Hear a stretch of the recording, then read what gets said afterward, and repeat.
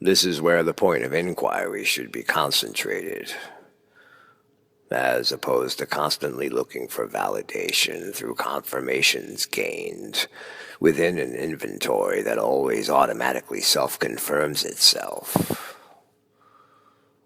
This is like trying to establish a truth within the context of illusion. It ain't gonna happen. How could any possible fact of knowledge bring certainty about anything when the ontological agency that gives these questions ground to stand on is completely overlooked and uncertain, despite being the most certain aspect there is? We'd rather look for a god, or chalk off reality as a byproduct of materials with magical emergent properties. But we can't consider consciousness to be a certainty, for an ego consciousness is part of the dream. I consider my own ego to be of the same utility as any other ego, illusory. The implications of metaphysical solipsism point more towards the truth that awareness itself is the undeniable truth, and as such, there isn't any certainty to be established outside of it.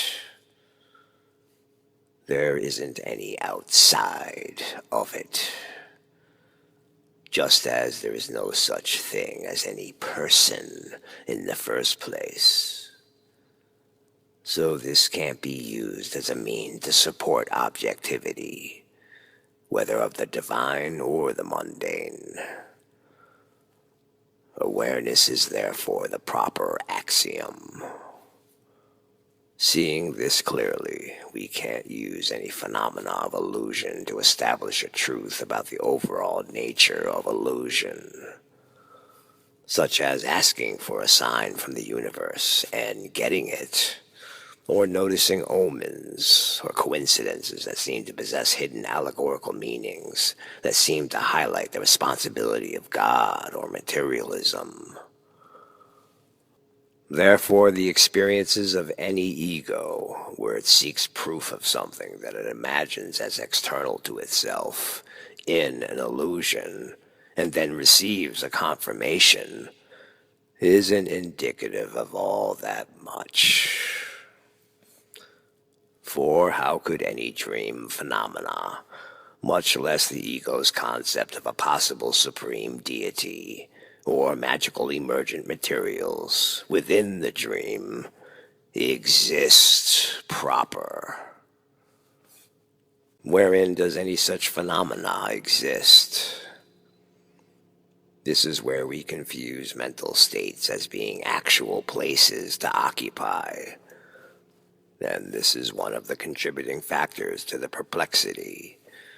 But I think we are getting closer to clearing up the confusion. This is a good sign. Individuals don't have awareness. Individuals have consciousness. Awareness isn't confined to anything awareness is aware of.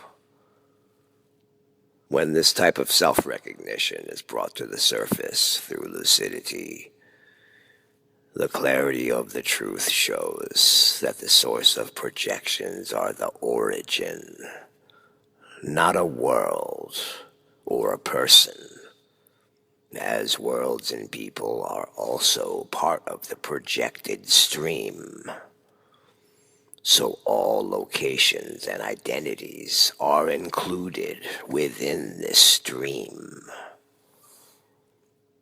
Therefore, there can't be any such separations between awareness, as proposed in the concepts of God or materialism, to support these divisional concepts.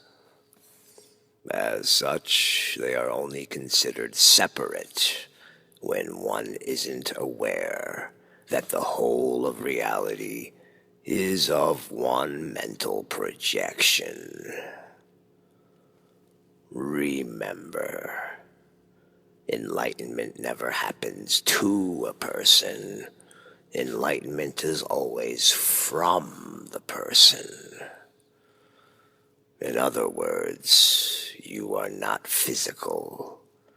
You are that which is aware of physicality, the denser mental state.